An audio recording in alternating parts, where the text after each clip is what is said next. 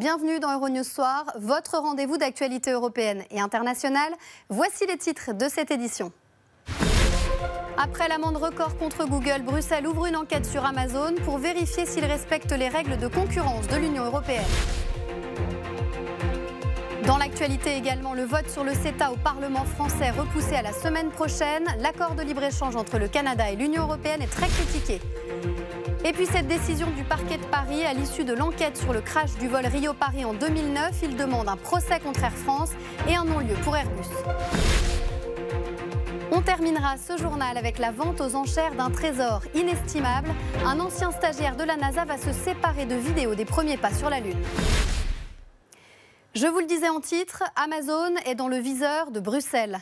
Après Apple, Facebook et Google, la commissaire européenne à la concurrence annonce une enquête approfondie sur le géant américain du commerce en ligne. Les explications de Maxime Bios-Duplan. Ouverture d'une enquête de l'Union européenne sur Amazon. Les autorités européennes veulent savoir si le groupe américain utilise à son avantage les données des marchands indépendants qui vendent des produits sur sa plateforme de vente. La Commission veut examiner de près les pratiques commerciales de la société pour voir si elles enfreignent les règles antitrust de l'Union européenne.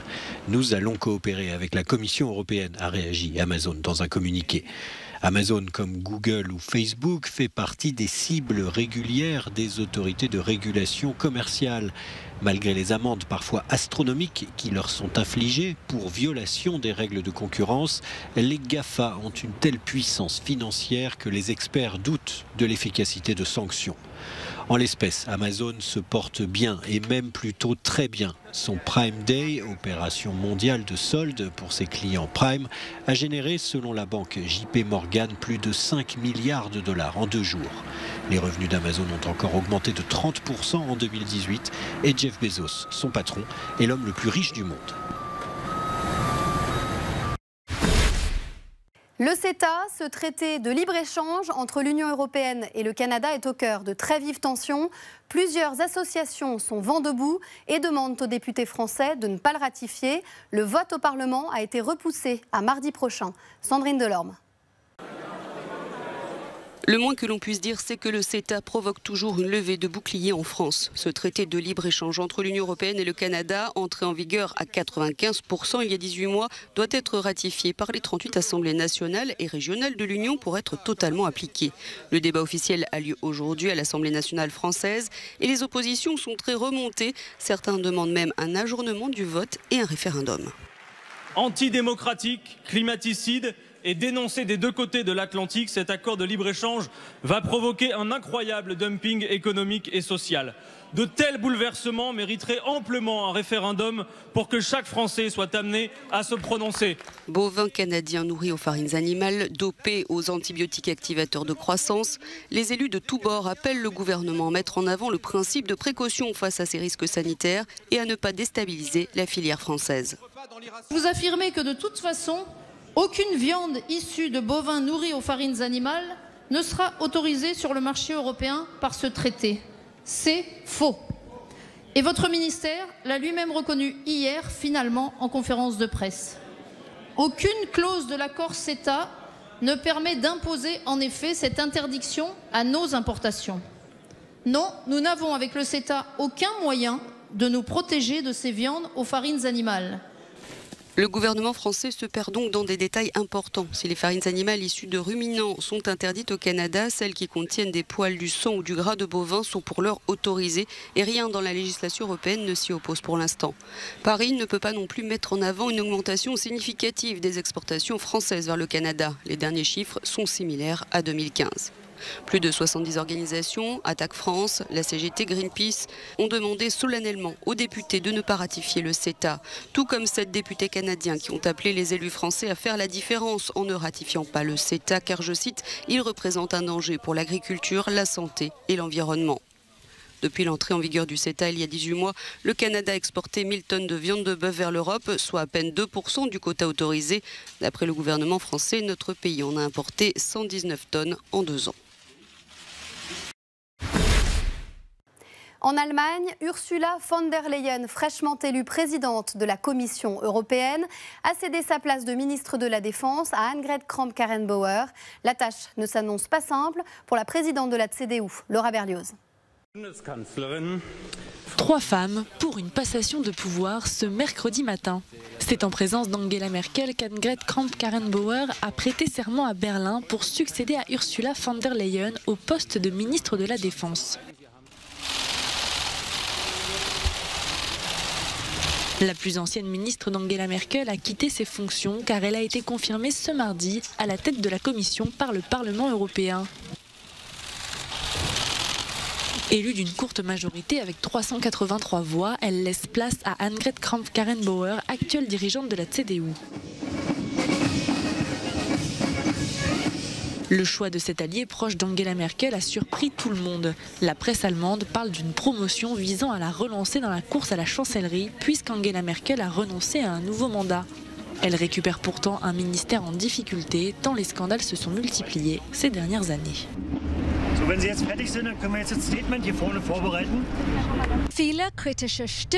De nombreuses voix critiques se sont exprimées sur Annegret Kramp-Karrenbauer en tant que nouvelle ministre allemande de la Défense. Alexander Graf Lambsdorff du parti d'opposition FDP a qualifié sa nomination d'insulte aux troupes. Ursula von der Leyen laisse derrière elle un ministère difficile, enlisé par des accusations financières. Annegret Kramp-Karrenbauer doit maintenant faire ses preuves. La plupart de ses prédécesseurs n'ont pas duré longtemps. Jessica Salz für Euronews aus Berlin. Un procès pour Air France, un non-lieu pour Airbus. C'est ce que demande le parquet de Paris, 10 ans après le crash du vol Rio-Paris qui a coûté la vie à 228 personnes. La décision est maintenant entre les mains des juges d'instruction. Maxime Bios-Duplan. 10 ans après l'accident du vol Rio-Paris, le parquet de Paris demande un procès devant le tribunal correctionnel contre la compagnie Air France uniquement, considérant qu'il n'y a pas de charge suffisante contre le constructeur de l'appareil, Airbus.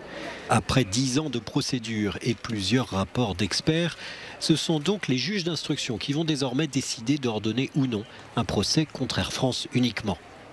Airbus et Air France ont été mis en examen en 2011 pour homicide involontaire. Le crash dans l'Atlantique du vol 447 avait fait 228 victimes le 1er juin 2009. Les associations de familles de victimes estiment que les manquements d'Airbus ont été établis et se disent sous le choc de cette décision du parquet. L'inquiétude de Londres et de la famille d'une Irano-Britannique emprisonnée depuis 2016 en Iran.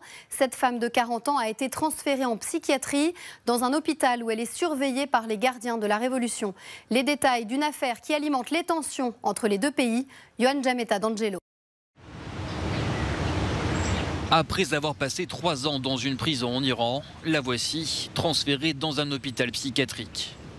Alors qu'elle venait rendre visite à sa famille dans son pays d'origine en 2016, Nazanin Zaghari-Ratcliffe, une Irano-Britannique, a été arrêtée par les autorités. Elle a été accusée d'avoir voulu renverser le régime iranien. Un transfert de la prison vers l'hôpital, recommandé par un psychiatre, en raison d'une forte détérioration de son état. Elle se retrouve désormais sous la surveillance des gardiens de la Révolution, une force paramilitaire qui dépend directement du guide suprême iranien.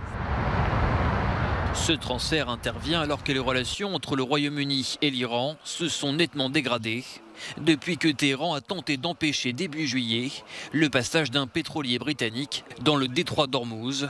La première ministre du Royaume-Uni se dit très concernée par l'état de santé de Nazanin Zaghari-Ratcliffe et a appelé l'Iran à la relâcher. C'est l'un des narcotrafiquants mexicains les plus puissants du monde. Joaquín Guzmán, surnommé El Chapo, vient d'être condamné à la perpétuité. Ses avocats ont déjà annoncé qu'il ferait appel. Son portrait, signé Joël Chatreau.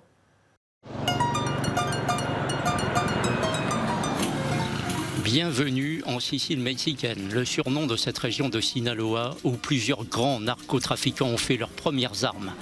Dès sa jeunesse, Joaquín Guzmán, né ici dans une famille pauvre, a compris que pour gagner de l'argent facilement, il fallait cultiver du pavot et de la marijuana. Et la cocaïne, c'est encore mieux. Il est débrouillard, audacieux, le parrain de Guadalajara l'embauche et le fait monter dans la hiérarchie. En 1989, celui qu'on appelle désormais El Chapo, le trapu, s'impose aussi par la violence et crée son propre cartel. En 30 ans de trafic de drogue, il n'est arrêté que 2 fois et ne reste jamais longtemps en prison. En juillet 2015, il réalise son plus beau coup en s'évadant par un tunnel d'1,5 km qui débouche directement dans sa cellule. Les affaires reprennent. Selon les services antidrogue américains, El Chapo aurait écoulé en tout 1200 tonnes de cocaïne aux États-Unis. Mais en janvier 2016, sa carrière est stoppée net.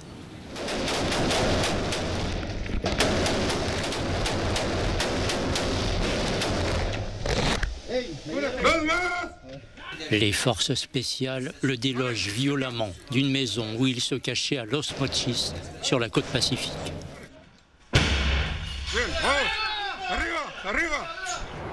Le chef du cartel de Sinaloa le sait, cette fois, il a vraiment tout perdu. Le 19 janvier 2017, le Mexique s'en débarrasse. Il est extradé aux États-Unis.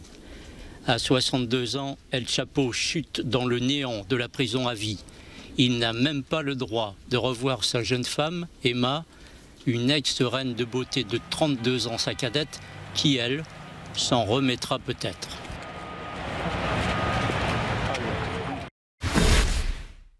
Ouvrons maintenant une page environnement. Si l'avion est l'un des plus gros émetteurs de CO2, les voyageurs sont de plus en plus nombreux à se dire prêts à payer des compensations carbone. On fait le point avec Romain Mazneau. Des mois de mobilisation dans les rues contre le réchauffement climatique, avec la jeunesse en fer de lance, des succès électoraux pour les écologistes en Europe, et pourtant cette prise de conscience n'a aucun impact sur le nombre de passagers aériens au niveau mondial. Au contraire, il n'y a jamais eu autant d'émissions de CO2 via le transport aérien. Seule raison de se réjouir, de plus en plus de passagers semblent prêts à payer des compensations carbone. Selon la fondation suisse MyClimate, le nombre de personnes qui ont demandé des informations sur ce sujet a bondi de 400% sur les 6 premiers mois de l'année. En France, la ministre de la Transition écologique et des Transports, Elisabeth Borne, a annoncé la semaine dernière l'instauration d'une taxe aérienne à partir de 2020. Toutefois, les vols intérieurs et intra-européens seront moins taxés que les longs courriers, alors que ce sont les courts trajets qui sont les plus polluants rapportés au nombre de passagers.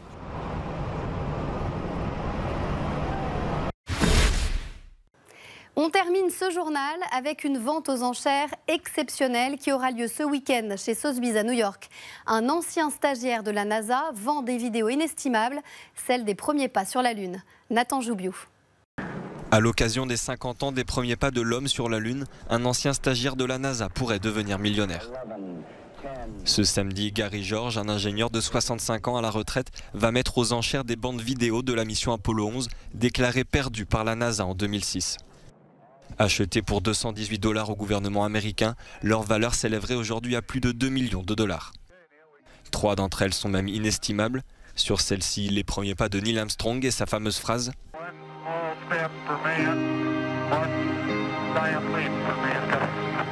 Autre moment fort, l'appel téléphonique aux astronautes du président américain de l'époque, Richard Nixon.